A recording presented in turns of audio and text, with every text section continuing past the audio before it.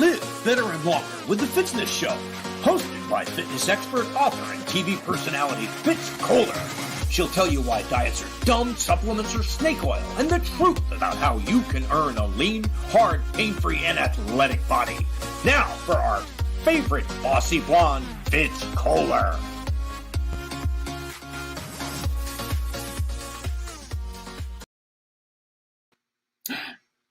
Hi team, I'm Fitz Kohler, your fitness expert from Fitzness.com and very noisy race announcer.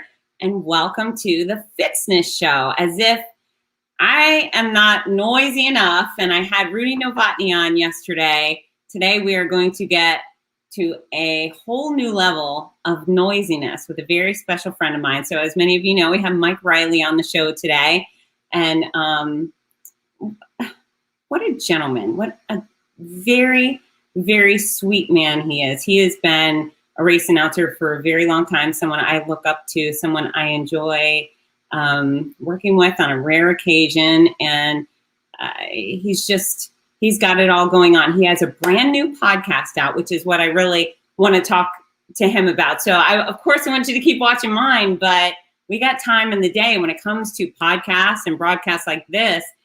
You know, you're listening while you're running, right? Listening while you're working out. I listen to these shows while I'm putting on makeup in the morning, while I'm taking forever to do this hair of mine, which I'm so happy to have. And I listen on the go. So Mike's got a great new show. He also has a book. It's one of my favorite books. If you have not read Mike Reilly, Finding My Voice, you need to get this one. It's really inspirational. And I know the majority of my viewers are endurance athletes. So again, Mike Reilly is not only a race announcer, he is the voice of Ironman Triathlon. He's in the Ironman Hall of Fame, USA Triathlon Hall of Fame, Running USA Hall of Fame, and now he's going to be in the Fitzness.com Hall of Fame. Let's welcome the one and only Mike Reilly. Hi, Fitz. We're Fitz's Hall of Fame. I want to see that trophy first, okay? It's coming. It's coming. It's in the mail with the check. How's it going? Thanks for having me on. This is fantastic. Oh, of course. So how many races have you done this year? You've got some coming back, right? Oh, gosh. I've done 1, 2, 3, 4. I've done 4. And as you know, a lot of them, the Ironman distance. So I don't pack them up week after week just because it takes me about a week or two to recover from one. Right. When we have comments coming in, I didn't say this before, but anyone watching, if you want to interact with Mike or me, have comments, questions, go ahead and share them. Mike, they're going to run across the bot. If I find someone you need to answer, I'll give you a poke on it. So you've had 4 so far, and doesn't it feel wonderful? I have like you do, I have my family I love and adore, my friends I love and adore. But man, when I get to an endurance event, it is the other family, and the other family seems to gel you together and keep you humble and fills you up with energy. So when I was able to go back to the first event, it's just like going home and seeing old friends like aunts and uncles, and it's like the door of the living room's open and come on in, and here we are, and everybody has such a positive attitude, and they're as happy to be there as we are. It's an interesting to me how on occasion I'm put up on a pedestal, and I know you are too, and they're like, oh, you're spending time with me, this is special. And I think, no, we're friends. I miss you. I want to be with you. I don't think our athletes realize how much we appreciate them and how excited we are to be with them. Oh, no doubt. I mean, I do what I do because of how it fills me up when I see somebody with a mile-wide smile when they come to a finish line. I know, especially in the Ironman races, that when they do come to that finish line, they kind of discover a new person in themselves. And it's not always about crossing the line. It's who they become. And everybody's got an amazing backstory. So I'm just honored to be a small part of it and be able to tell the world that they're champions. Yeah, it's incredible. So you just hit on 2 things, finish lines and championships. And you talk a lot about those things within your book and your podcast. But which do you prefer? Who do you get more excited about, the first finisher or the last finisher? That people always ask me. I mean, the first finishers are the professionals, and and they are. I'm always in awe of them. I'm in awe of how fast they go. I follow so many of them, and a lot of them I know pretty well, and I know what they've gone through to get to the top of that world. It's admirable. It's hard. I don't know how they do it, but when you bring in the final hour or so of an Ironman, you're seeing, quote unquote, normal people who have the day jobs, who have 3 kids, yeah, who have to juggle life and working out to get there. So when you bring them in, it's got that little extra special sauce because, and then the crowd realizes it too.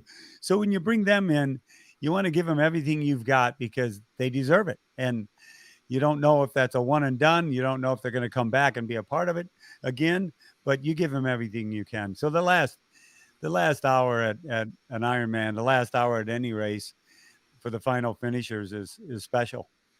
Yeah, absolutely. It's interesting. I mean, out of all the races I've announced, I know a couple of the champions. You know, a couple of them they come back, and you get to know them a little bit. But man, those back of the packers from Buffalo Marathon this weekend, the people that stand out in my brain are. We had a 6-hour half marathoner.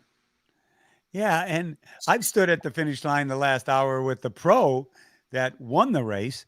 And I had Jan Frodeno, who's won an Olympic gold medal, has won Ironman a number of times, probably the best Ironman triathlete in the world right now, say to me at the finish line in 2019 when we were watching the final finish, he goes, "How do they do it?"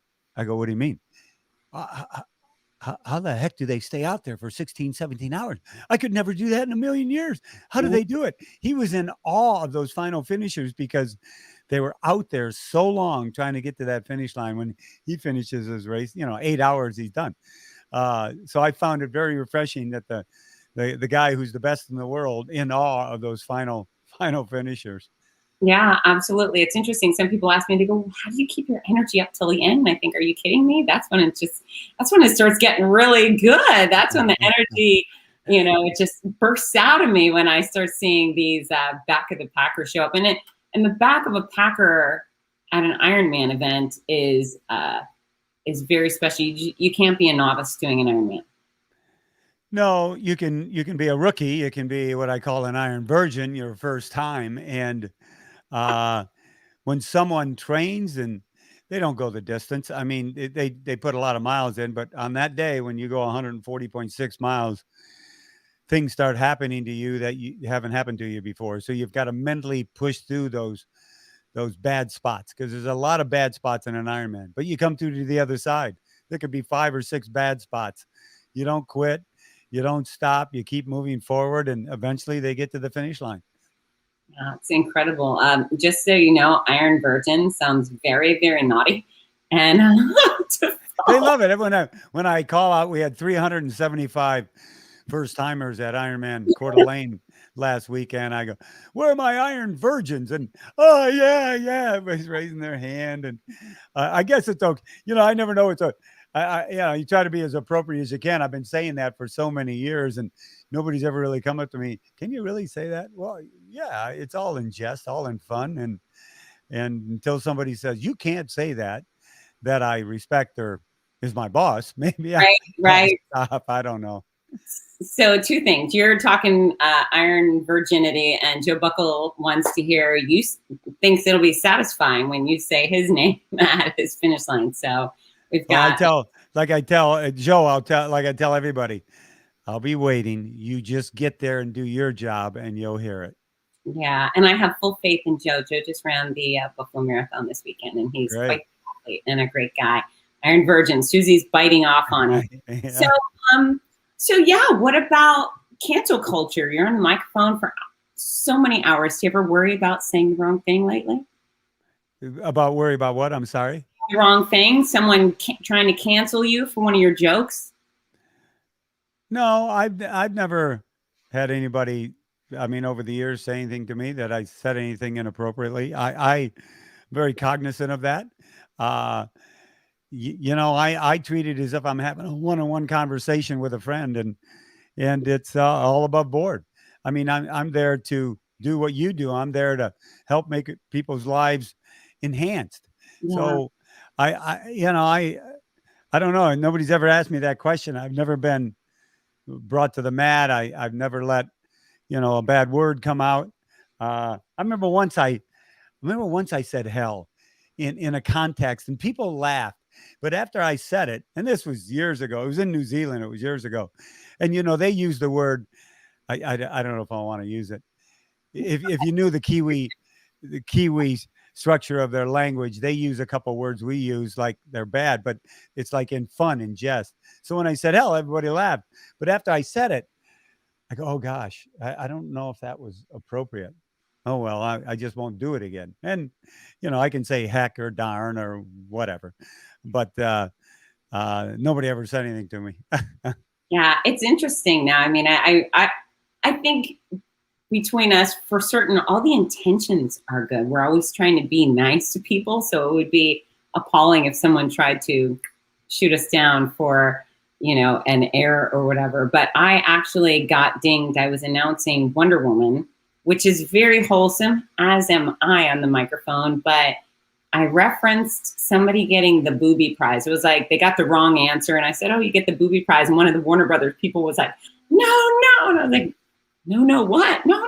And I said, don't say booby, but I said that into a microphone. She was like, yes, stop saying booby. But I think booby's kind of like mundane, right? Yeah, booby prize. I mean, booby prize has a different meaning than what they thought. So yeah, that's the other thing too. We're now into the generational side of, I've been around doing this for 40 some years. And when I say something sometimes or crack a joke, some of the older people will laugh and the other ones, the millennials will go, what was that? And I go, oh my God, that's right. They weren't even born then. So I have to try to keep it so that everybody understands. And I keep up with everything. And I know what the okay boomer is. And it's just, you just have to try to appease everybody. I mean, as much as you can. All I know is when you praise someone, tell them they did a fantastic job. In my case, call them an Ironman. You can't go wrong. No, one would think, right? Yeah. So you talk a lot about finish lines. I know you've done some races. What was your personal best finish line? That of an event I did? No, yeah, for you as an athlete. Oh, as an athlete. Oh my gosh, it was it was a marathon in Phoenix. I'm trying to think, what was it called? It's not there anymore. I mean, they do a marathon in Phoenix. We started in Scottsdale. I forget the name of the race.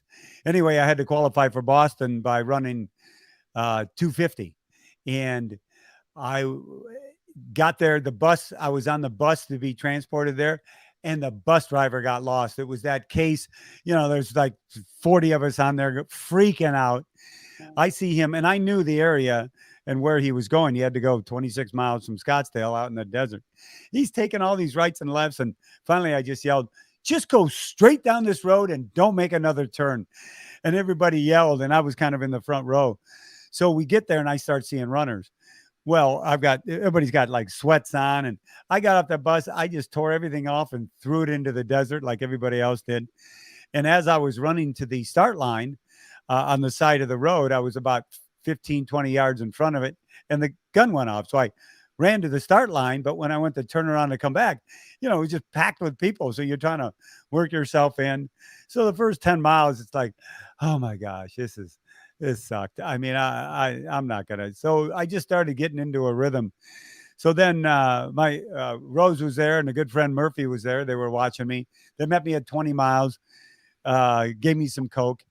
And then we're coming into Scottsdale Community College, and I'm coming around a turn. The finish, I can hear the announcer up there. And Murphy looks at me and goes, you got to go like now. And I'm going, what are you talking about? I'm running pretty well. He was keeping the time on the sub 250. I come around the corner. I see the clock at like 2:49, 31, 32, 33. Oh my gosh, I'm moving. I'm seeing this clock tick, 2:49. Boom, I go flying across. Had no idea if I broke 250 until they put the dot matrix printout on the friggin' side of the school. And I went up there and there's a crowd around the printout. And I hear somebody say, "Look at this dude. He made it by 1 second." And I look, and there's my name at 2:49:59. I'm going, "Oh my gosh, I did it!" So that's my most memorable finish, because I did it by 1 second. Congratulations. That's special. Yeah, it was very special. All right. And then what was your personal worst race experience or worst finish line? Oh my gosh. I think the Los Alamitos Marathon, we did that one. That was always like in August out here in California, and it was about 103 degrees that day. It was the last 10K. I never walked in a race, always running 3 hours or sub, and I'm walking going, this is terrible. And people were passing me. Then I'd run and repass them. And coming into the finish line, I remember stopping, looking around, and like not seeing anybody, but there was people there. I mean, I was just glazed over. And a guy came up to me and goes, "Would you like some help?" I go, "Yeah." And so all I remember is him taking me, sitting me down somewhere, giving me water. And then I kind of came to. It was like Walking Dead. And then some friends came over and said, "Oh my God, you ran well." I go, I sucked, but we got it. Yeah, I finished. Finishing what you start is everything in life. And I was always taught to finish what you start. Yeah, that's it. I feel like being a plugger is probably one of the greatest gifts for our athletes. If there's a fly, I had the door open. So we don't have flies in California, so I don't have to worry about it. Flies, mosquitoes, palmetto bugs. We've got a variety of. Nope. We see a fly. The thing comes in the house. We dress it up. It's a pet. I mean, you never see flies around here. So I had one that lived in my kitchen area for several days, and I kept trying to whack it. Actually, look, I have Windex here. I was going to try to spray it before, but I had the fly and I couldn't get rid of it, so I just named it. I called it Mr. Paul, and then I couldn't hurt it because it had a name. And eventually it went away. But yeah, I just named it Mr. Paul. And if anybody has a fly in the house, call it Mr. Paul. Mr. Paul. Bother you. I'll remember that. Have a special, special place in your heart. So tell me about your podcast. It's interesting. So many people have wanted me to do a podcast for quite some time, especially through the pandemic and before. And I was interested in it. But writing the book, that took, the time it took, as doing yours. And then I got done, and I was talking about doing book number 2, and then discussed it with my son, Andy, and my business manager about a podcast. And then we had a Curad Sports Performance Products. They're a sponsor of IRONMAN, came along and said, "We'd like you to do a podcast." So things just started working together. But I wanted to do one about finding your finish line, not only at a race or an event, but in life. I mean, every day we've got to set those goals and objectives to find our finish line that day, that week, that month. I mean, to keep moving forward. So I wanted to, I could have a lot of professionals on from the sport in triathlon and even running, but I wanted to have it be a continuation of my book, stories that people don't know the people and who they are. And that's who I went after. Obviously, I did talk about some pros, but I talked about people that went through some horrific things in their lives. And they found out that fitness, that going for a run, that jumping on the bike, that is swimming, and having that big, hairy goal like doing a triathlon, for a lot of them, saved their lives. And so I felt it's so, and I hear these stories all the time, Fitz. I mean, it's just, I get, multitude of emails every week with people telling me their story. And I wanted to share as many as I could, because I felt it's selfish if I didn't. They help inspire me. They help me keep moving forward, but they needed to be heard. And so that's why I wrote the book, and that's why I'm doing the podcast, because I'm having stories like that on. I had Lionel Sanders on, one of the, greatest Ironman athletes there is out there. He is, he went through a horrible 7-year drug addiction. And to hear his story and where he is today, hopefully will pull other people out of their addiction to go find help and get help. And that's why I do the podcast, so that I can try to help others through, not because of what I do or say, but because of what others have gone through. Yeah, it's one thing to tell people how to live well, and then it's another thing to show them and give role models, right? Yeah. I mean, people, we don't want to be preached to. We don't want to be told what to do, even though sometimes we need to be told what to do. So when someone makes their own decision to start the process of turning their life around, it's much more powerful than mom and dad are telling you, or your spouse or your partner or your brother. It's much more powerful if all of a sudden that voice inside you says, you know what, get yourself off this friggin' couch, quit this lifestyle, go find some help. You know, there's people out there that can help you, and take that first step. And when the individual does that, what ends up happening, they follow through more. People relapse and all that stuff, but it speaks louder when you talk to yourself. Absolutely. Absolutely. I mean, I'm looking for people. I'm looking at people for role modeling right now. I mean, doing my first full marathon. At the finish line the other day, I was checking out the people that I thought would be in the range of where I might finish, think, okay, can I do what they're doing? And, I believe I can, but yeah, I'm certainly looking at everybody else. And that actually gave me the courage to agree to run Boston, is the fact that I've witnessed greatness for years and years, and hundreds of thousands of people can do this. Well, okay, Fitz Kohler, figure it out. So I'm glad you're doing that. So your book is all about the finish lines, extraordinary tales of getting to the finish line, and your podcast. How many have you recorded so far? 8 of them have been released. There'll be another 8 to 12 through the remainder of the year. Yeah. So it was a good first 8. I mean, a tremendous first 8, and the second 8, I've got some pretty unbelievable stories coming your way. So a lot of times I'll talk to people at races, and they'll come up to me and it'll just hit me. I go, other people got to hear about this story. They just have to. So I try to put it out there, and I didn't want to get into doing a tremendous amount of podcasts, because I think less is more. And obviously I've got a 3-year road on this thing. So I've got lots of time to push out a lot of podcasts. Well, good. This is Mystery User, and I know they probably really want you to see their name, but they have a great picture with you at Lake Placid 2015. Yeah, I love it. I'll be in that. That's my next event, Lake Placid. And when is that? That's July 24th. So like two and a half weeks. It's coming up. So out of the guests, out of your podcasts that have already aired, tell me which 3 our viewers should go look to immediately and watch. I can't do that. Can't? Everyone has its own avenue. Everyone has its own road and message.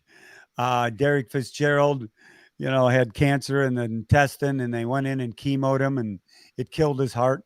So he had to wait 6 years to get a heart transplant. And now he's a 6-time Ironman finisher and a dad. He never thought he'd have children.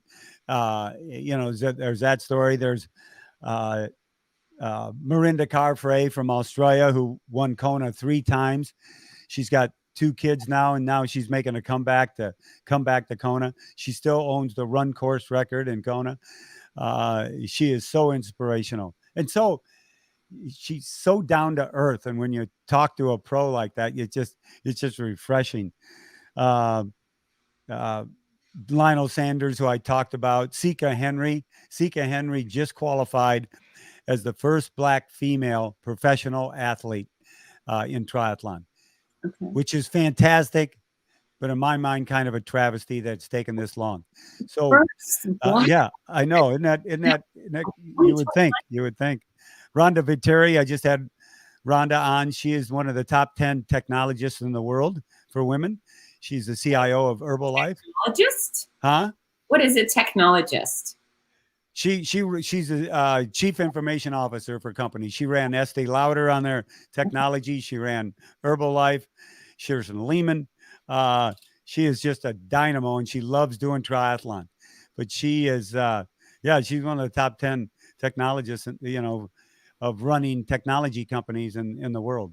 And so she was just on. So I just have a gamut of people, and I got a show coming up of Mike Ergo. It's probably the only one from my book I'll do on a podcast. I don't know. I've made the decision, but Mike suffered and still suffers from PTSD. It's a message to military, to firefighters, to police officers, to those in service that suffer with PTSD. This is a guy that put an M16 rifle in his mouth on New Year's Eve in Iraq and had his thumb on the trigger. And the reason why he didn't pull that trigger is it saved his life. But when he came home, he was a wreck. But now he still struggles, but he has just got 2 beautiful kids, and people need to hear his story because there are a lot of people out there suffering from PTSD, and they have no idea where in the heck to go. And Mike now works for the Veterans Administration and talks to guys and gals all day long helping them. So he's a prince of a man. What is the military turnout for your events? Do you feel like you get a lot of service? Yeah, and we do.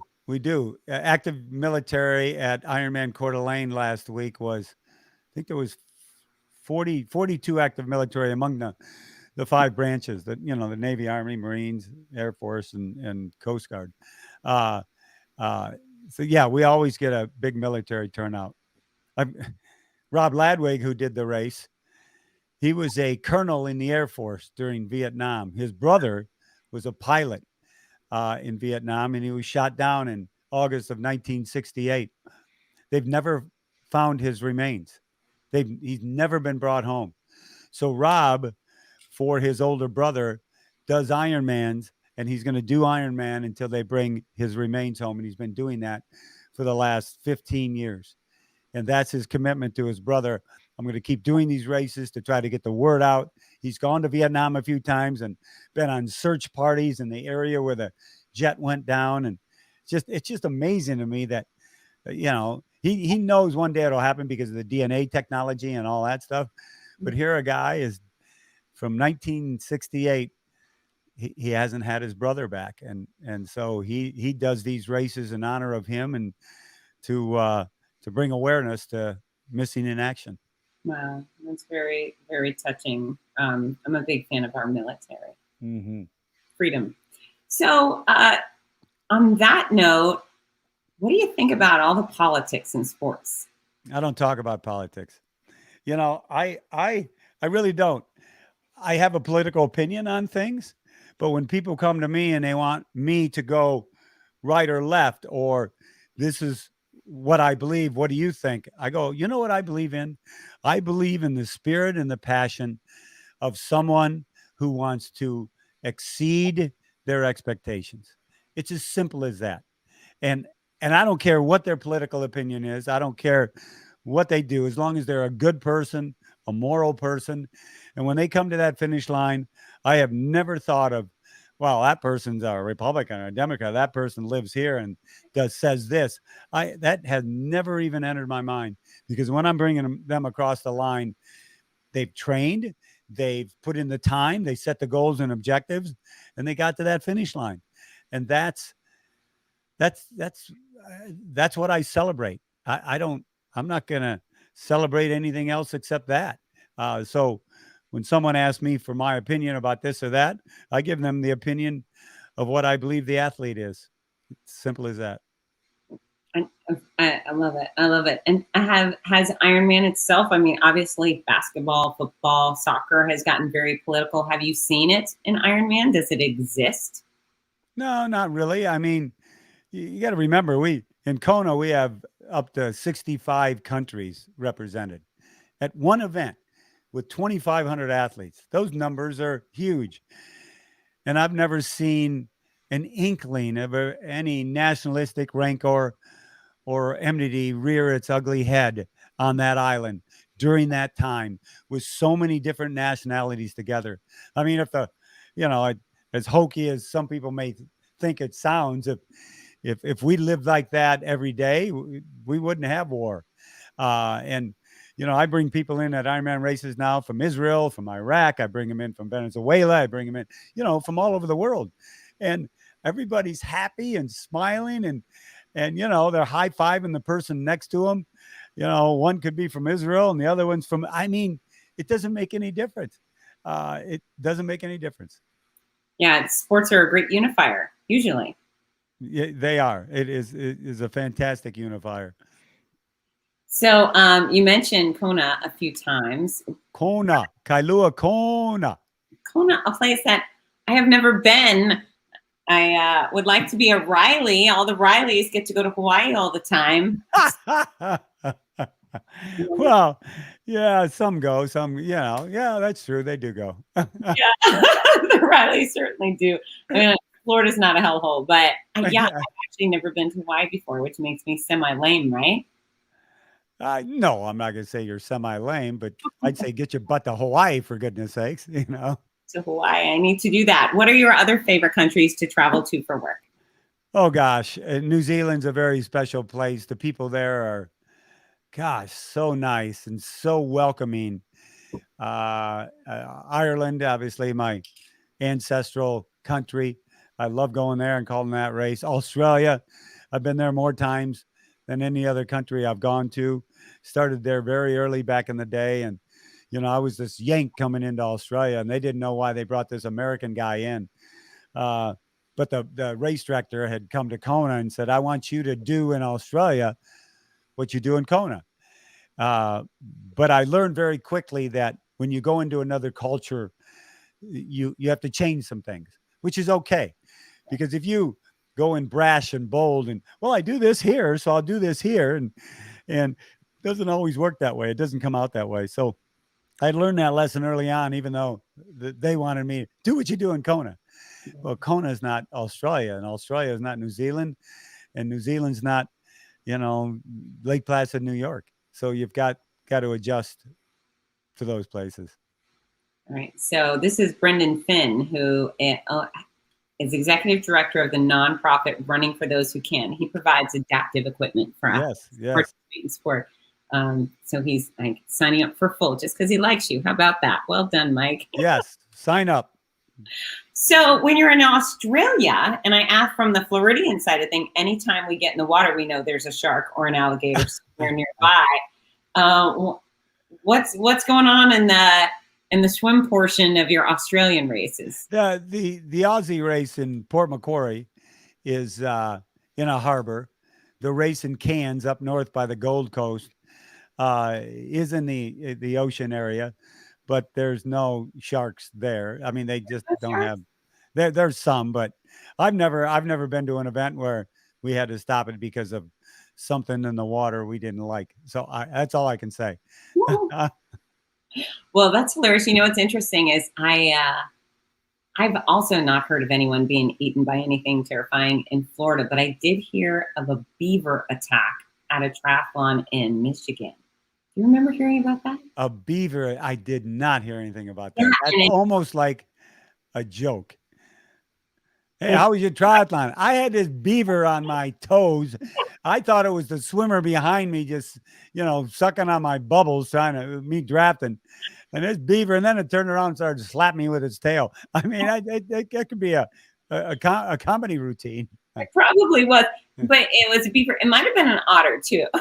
One of them, but I remember the person's wetsuit was torn up, and they really were had a rough time with this little animal. Oh my gosh. Yeah. And if I'm in the water, I would know the difference between a beaver and an otter. If you showed me the picture, I would not know.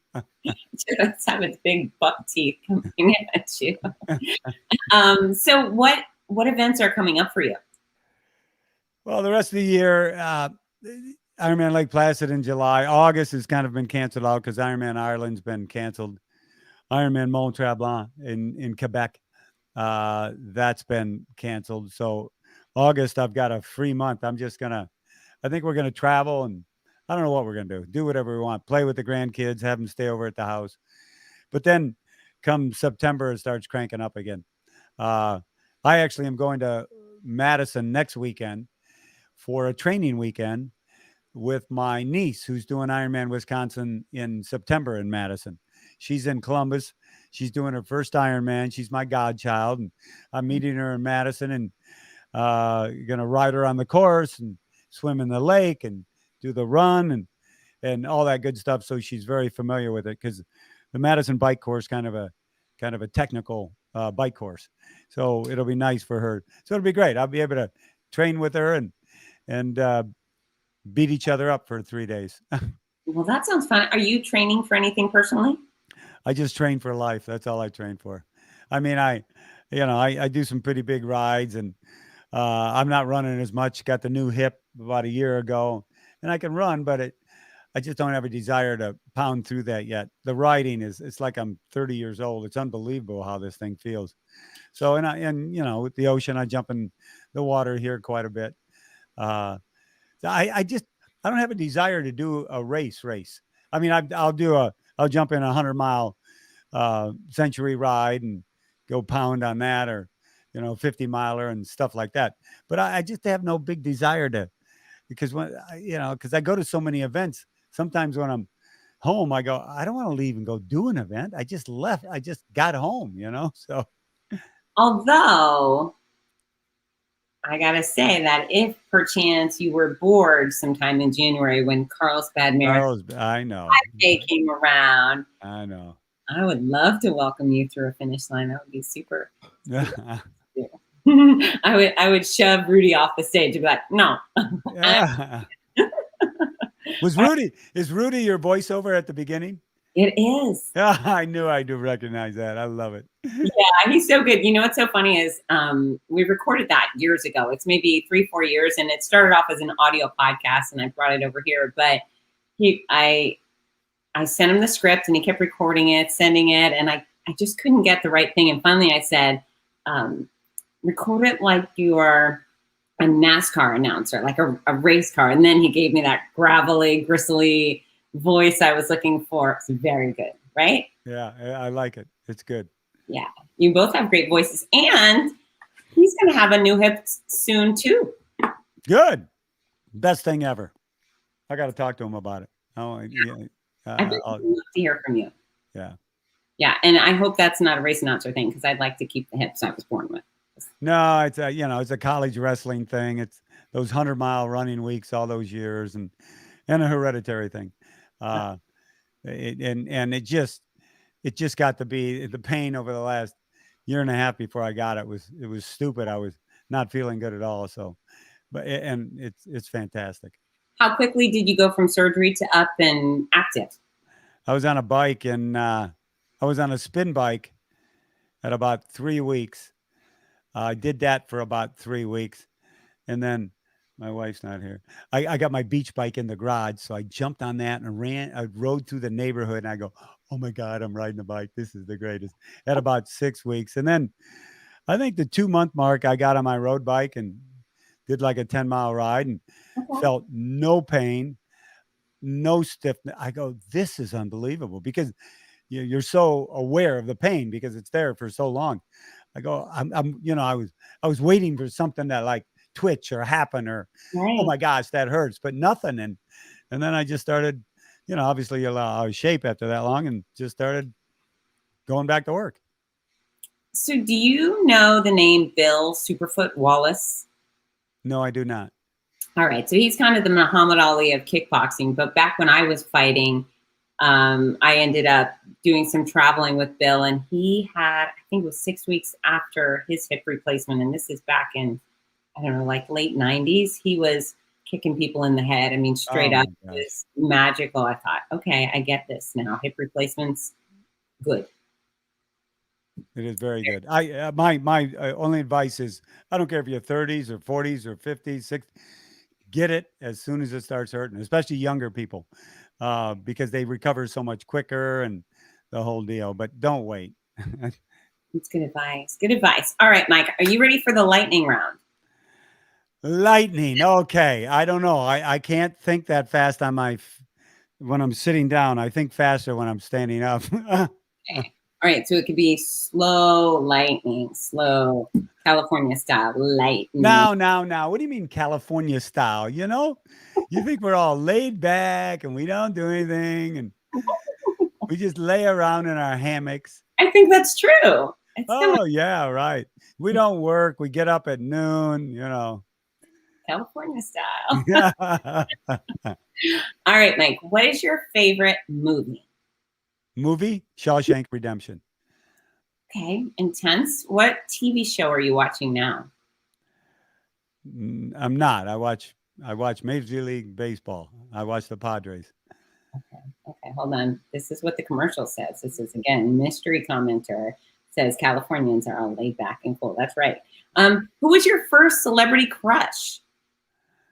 First celebrity crush was, oh my gosh, first celebrity crush. So if I'm in high school, college, I think it was Minnie Driver. Oh, really? Mm-hmm. That's an interesting choice. Okay. Minnie Driver. Or Audie McDowell. That too. Or who's the other one with the red hair and it was always frizzy? Roberts? Huh?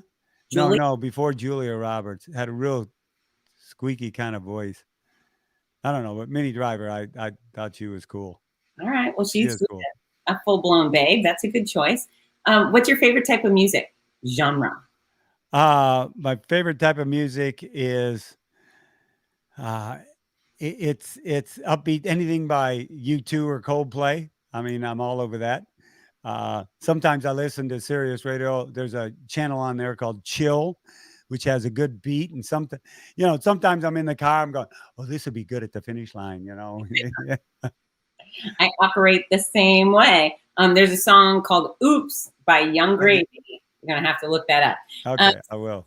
So if you were going to do an Ironman, I usually ask marathon, but Ironman, and you were stuck listening to one song over and over and over again, what would it be? Oh my gosh, all day. I was writing today, and you know what popped into my head? It's an old song called The Duke of Earl. And it goes, Duke, Duke, Duke, Duke. And I'm writing going, why the hell am I doing the Duke of Earl? But it had this cadence thing. But I only lasted like a mile, and I go, this is stupid. Stop doing this. You're going to drive yourself nuts. So I don't know what song I'd have in my head the whole time, but it wouldn't be that.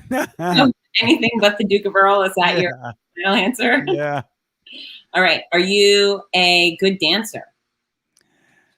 That's a funny question because my wife's a fantastic dancer. Andy has won contests before dancing. And my daughter was a gymnast. She can dance. So I'm the least best dancer but when I dance at a finish line, I'm at Ironman doing my thing, and some people will go, God, you dance well. And I want to find see to my family, but they just don't think my moves are the greatest. But I guess when we're all happy at a finish line, I can make average moves and they look better than average. Yeah. All right. So yes, you can dance well if it's at a finish line. Yeah. Good to know. Do you prefer sweet food or salty? Sweet. What's your favorite sweet food? Oh God, dark chocolate. I'm a milk chocolate girl. There's no nutritional value at all. Just yeah, I'm not going for nutrition on that stuff. Good for you. What's your favorite healthy food? Oh gosh, I love strawberry, blueberry, banana, and yogurt smoothie. I do that every morning with a protein mix in there every morning. Okay. And I just love that. I mean, favorite foods. I love great salads, and I love a good steak every once in a while. We're having pork chops tonight, the other white meat. So I like all foods. Were you ever overweight? Well, I when I wrestled in college and I got done, I wrestled 150, and then I was lifting a lot of weights, and I got up to about 193, and had a neck like out here, and it was just the result of not having to cut weight and stuff. I guess that was overweight. I moved to San Diego, and the lifestyle out here, I go, oh my gosh. So I started playing racquetball, started running. Next thing you know, I was back down to like 165. So, which is where I'm at now. Okay. What's your favorite form of exercise? Riding a bike. What's your freedom? That's freedom. What's your least favorite? Least favorite is, you know what battle ropes are? I do. Of course I do. Well, yeah. I got them in the backyard, and every time I walk by them, they're out on a court out there. Okay. It's like they're sitting there looking at you. They got eyes on them. So I'll do a minute or minute and a half, and you know how it gets the heart rate up. I go, I hate this, but I love this, but I hate this. Then I'll go in the garage and go out in the yard an hour later, and they're still there. Why the heck I don't just put them away? Tons of guns. I think you like the battle ropes. Yeah, they're cool. Do you stretch? Yeah, I stretch. With the pandemic, we lost our yoga class, which is very tough. So we're trying to find another one. So I'm not riding today. It was funny. I felt really good because I stretched beforehand, but nothing takes care of your body like yoga. Yes. Yeah. You know what I don't like about yoga? I don't like the weird words. Like, stop saying namaste to me and other similar things. It's just another language. What do you mean weird words? I don't like it. I think vinyasa is a beautiful word. That's a good one. That's a good one. When people say it all breathy and try to be deep, exercising, I feel like, cut it out. Just during yoga class, the instructor, she's beautiful, and she'd say all these, and I go, I gotta like use that at a finish line. But I don't think that I get to that. I forget what I wanted to say, and I don't want to mess it up. I go, I should say, that's a beautiful vinyasa, but I can't because it's not appropriate. It doesn't work.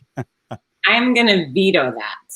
I don't know if I have any veto privileges. You got to veto. That's good. Okay, thank you. I'm vetoing the yoga words at an Ironman finish. I know it might make someone go turn around and go back to. Yeah, really.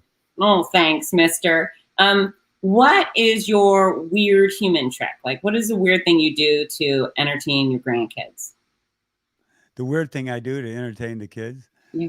Oh, I get down on all fours and chase them around like I'm a lion or a dog, or then I let them ride me. And, I just, Papa does a lot of weird stuff.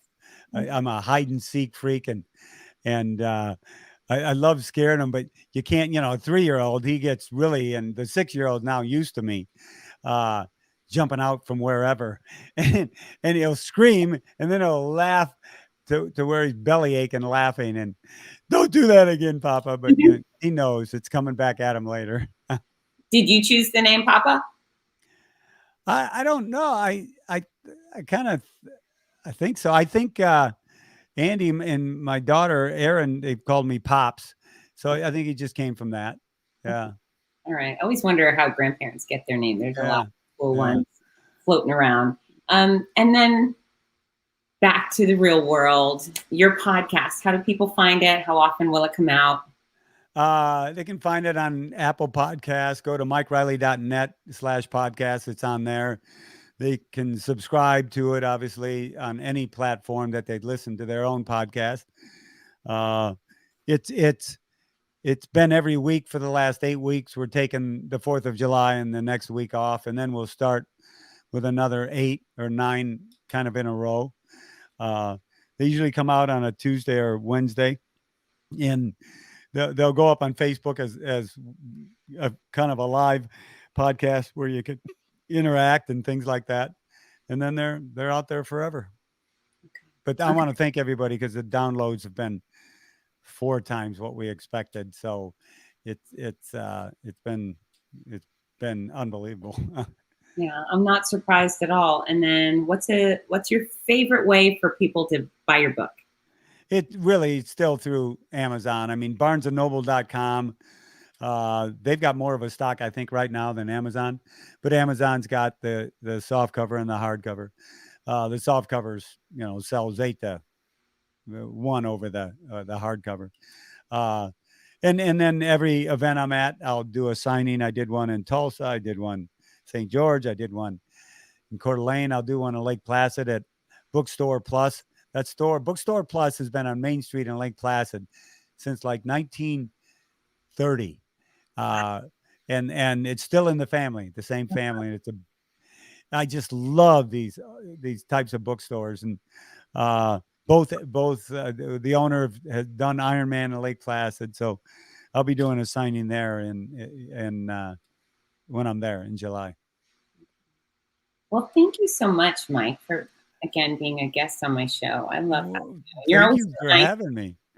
Yeah, I got to give you props because you bring an energy level that is needed at events, and you and Rudy are like, bread and butter. You work so well together, and it's not always easy working with someone because you got to be in sync. And I think I've seen two people work together and talk over one another and repeat the same thing the one said before.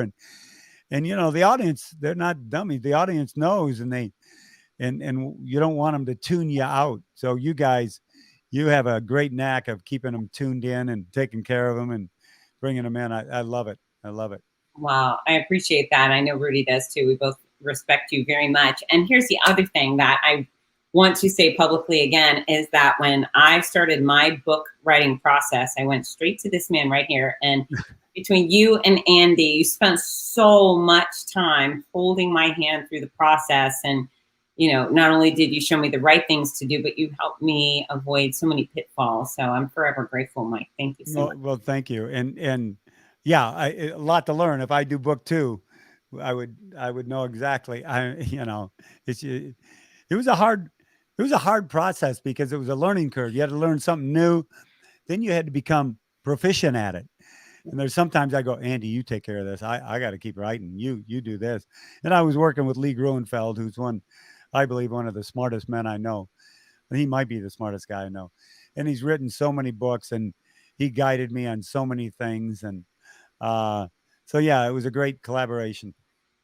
Well, I find book number 2 is coming way more slowly than book number 1. I'm actually working on it. And it just doesn't, I'm going to get it out eventually, but I expect I really need you to write book number 2 because book number 1 was so fabulous. Oh, well, thank you very much. Is there anything else you'd like to share with folks before we go? And you too. And you too, huh? There we go. There it is. There it is. Right there, front and center on the big bookcase there. What are you next to? Oh, Rhonda, who I had on my podcast, wrote a great book called Grit and Grind. Fantastic business book. So well, I'm sorry. What was your last question? What was your question? I said she's pretty. What did I say? Oh, I was going to say that I remember the text you sent me when you read my book. You said you hit it out of the park. And that was really nice. It meant a lot. You did. You did. Yeah. Oh, Linda Gray Salino. She's coming to see you in Kona. I will see you in Kailua, Kona. Do you know what the island is called we're on, the Kona's in? You know what that island is named? Mm. It's the big island. It's the island of Hawaii. Oh. People don't realize that island is the island of Hawaii. Okay. Well, I probably need to go there. I think if I need to go there, then I'll learn the lingo. Yeah. Yeah. It is a magical place. It is just being there 4 weeks ago for the half Ironman for the 70.3. It's magical. I hear they're naming one of the little islands after you. Yeah, right. It's the one nobody's ever found. I'm going to go to that one. Oh, mystery Facebook user. We're so happy we could make you happy tonight. All right, Mike, I will let you go to your pork chops, but I adore you. Thank you so much. Everybody go to MikeReilly.net, grab his book, listen to his podcast. And if you haven't done so already, go over there to Fitzness on social media. And we'll see you soon, right, Mike? Well, thanks for having me on. And I'll give you an aloha nui loa. Aloha nui lola. All right. Nui loa. So you got to look that up. Okay.